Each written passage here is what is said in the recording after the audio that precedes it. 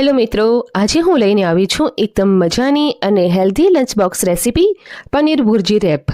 આ recipe school lunch box હોય કે ઓફિસ ટિફિન દરેક માટે બેસ્ટ છે। પ્રોટીનથી ભરપૂર પનીર, રંગબેરંગી શાકભાજી અને રોટલીમાં ભરેલો આ રેપ માત્ર 10 મિનિટમાં બનીને તૈયાર થઈ જાય છે। ખાવામાં પણ મજા આવે અને પેક કરવામાં પણ ખૂબ જ આસાન રહે છે। તો ચાલો શરૂ કરીએ।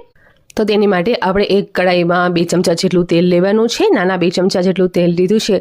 તેલ ગરમ થાય ને એટલે આપણે જીરાનો વઘાર કરી દઈશું। જીરું સરસ રીતે કકડે એટલે આપણે તેમાં નાખવાનું છે થોડો આદુ। પહેલે જીરાને આપણે એકદમ સરસ રીતે સાંતળી લઈએ, ત્યાર પછી આપણે તેમાં થોડું આદું નાખીશું। જીરાને સરસ રીતે સાંતળવાથી તેની એકદમ સરસ એવી સ્મેલ આવી જશે। હવે આદું તમે જો ના ખાતા હો ને તો તમે તેને સ્કીપ કરી શકો છો, પણ આદું નાખવાથી તેનો જે ફ્લેવર છે એ ખૂબ જ સરસ આવતો હોય છે।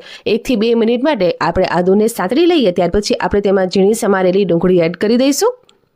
તો એક મીડિયમ સાઇઝની ડુંગળીને મેં એકદમ ઝીણી ઝીણી સમારી લીધી છે અને તેને આપણે સરસ રીતે સાંતળી લેવાની છે। હલકી એવી ટ્રાન્સલ્યુશન થાય ને ત્યાં સુધી જ આપણે તેને સાંતળવાની છે, વધારે ઓવરકુક નથી કરવાની। તો 1 થી 2 મિનિટમાં ડુંગળી એકદમ સરસ રીતે સાંતળાઈને તૈયાર થઈ જશે। તો હવે આપણે તેમાં ઉમેરીશું આપણા મનપસંદના શાકભાજી। તો અહીં હું ગાજર, કેપ્સિકમ અને ટમેટાં ઉમેરી રહી છું। હમણાં મારી પાસે એ કોબી નથી, નહીંતર કોબી પણ આપણે આમાં ઉમેરી શકાય છે, તેનાથી પણ ખૂબ જ સ્વાદિષ્ટ લાગતું હોય છે। હવે થોડા મસાલા નાખીશું, તો મીઠું, કાળા મરીનું પાવડર અને થોડા મિક્સ હર્બ નાખી દેવાના। અહીં આપણે લાલ મરચાંનો ઉપયોગ નથી કરી રહ્યા અને તેની જગ્યાએ આપણે શેઝવાન ચટણીનો ઉપયોગ કરી રહ્યા છીએ। જો તમારે લાલ મરચાં નાખવા હોય તો નાખી શકો અને શેઝવાન ચટણીને સ્કીપ કરી શકો છો, પણ શેઝવાન ચટણી નાખવાથી ને આનું જે સ્ટફિંગ છે તેનો ટેસ્ટ ખૂબ જ સરસ આવતો હોય છે। તો હવે બધા જ મસાલા સાથે શાકભાજીને આપણે એકદમ સરસ રીતે મિક્સ કરી દઈશું। હવે આ શાકભાજીને આપણે ઓવરકુક નથી કરવાના, માત્ર 1 થી 2 મિનિટ માટે ખુલ્લું ઢાંકણું રાખીને જ આપણે તેને થવા દેવાનું છે। 1 થી 2 મિનિટ પછી શાકભાજી સરસ રીતે સંતળાઈ જશે એટલે આપણે તેમાં પનીર ઉમેરી દઈશું। તો અહીં 200 ગ્રામ જેટલું પનીર હું ઉમેરી રહી છું, જેને મેં એકદમ ખમણી અને સરસ રીતે મેશ કરી દીધું છે। હવે આ ખમણેલા પનીરને આપણે શાકભાજી સાથે મિક્સ કરી લઈશું। આ રીતે તાવીદાની મદદથી સરસ રીતે આપણે દબાવતા જઈએ અને સરસ રીતે આપણે તેને મેશ કરી લેવાનું છે। ગેસની ફ્લેમને હવે આપણે બંધ કરી દઈશું અને આ સ્ટફિંગને આપણે ઠંડી થવા માટે મૂકી દેવાની છે। સ્ટફિંગ ઠંડી થઈ જાય ત્યાર પછી આપણે તેનો ઉપયોગ કરીશું। હવે આપણી સ્ટફિંગ ઠંડી થાય ત્યાં સુધી આપણે લોટ બાંધી લઈએ। તો નોર્મલી જે રોટલી અને પરાઠા માટે આપણે લોટ બાંધતા હોઈએ ને એવી જ રીતે ઘઉંનો લોટ આપણે તૈયાર કરી લેવાનું છે। થોડું મીઠું અને તેલ નાખીને મેં સરસ રીતે લોટ તૈયાર કરી લીધું। હવે તેમાંથી આપણે મોટા મોટા લોયા કરી લેવાના છે। એક લોયો આપણે લઈશું અને આ રીતે કોરા લોટમાં ડસ્ટ કરી અને મોટી રોટલી વણી લેવાની છે।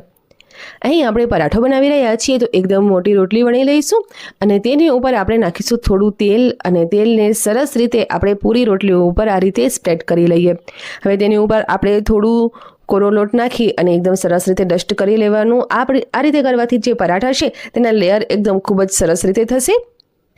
તો આ રીતે આપણે પરાઠાનો જે લોયો છે તેને આપણે રોલ કરી લઈએ અને ફરીથી આપણે મોટી એવી રોટલી વણી લેવાની છે। મોટી અને થોડી જાડી હોય એવી, એકદમ પાતળી નથી રાખવાની અને એકદમ જાડી પણ નથી રાખવાની, એવી રીતે મીડિયમ થિકનેસવાળી રોટલી આપણે તૈયાર કરી લઈશું।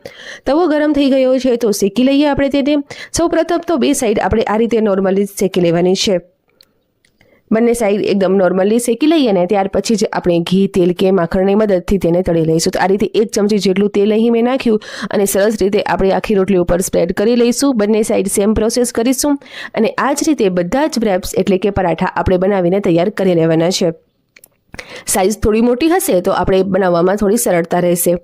તો આ રીતે બધા રેપ મેં તૈયાર કરી લીધા। હવે આપણે તેની સ્ટફિંગ કરીએ। તો સૌથી પહેલાં હું અહીં તંદૂરી મેયોનીઝનો ઉપયોગ કરી રહી છું, તેની સાથે થોડો ટોમેટો કેચઅપ પણ નાખી દઈએ। ચાલો તમને તંદૂરી મેયોનીઝ પસંદ ના હોય કે તમારી પાસે અવેલેબલ ના હોય ને તો નોર્મલ મેયોનીઝ અથવા તો પછી ચટણીની મદદથી પણ આ રીતે તમે સ્પ્રેડ લેયર કરી શકો છો।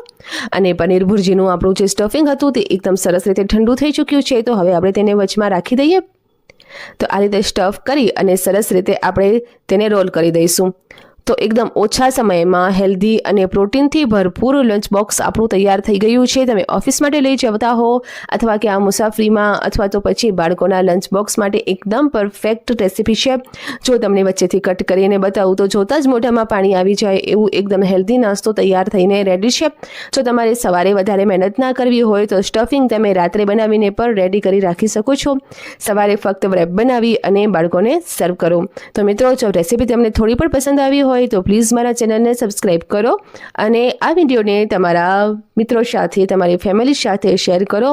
તો હવે આપણે મળીએ નેક્સ્ટ વિડીયોમાં. ત્યાં સુધી તમારા ફીડબેક મને કોમેન્ટમાં જરૂરથી આપજો. Thank you.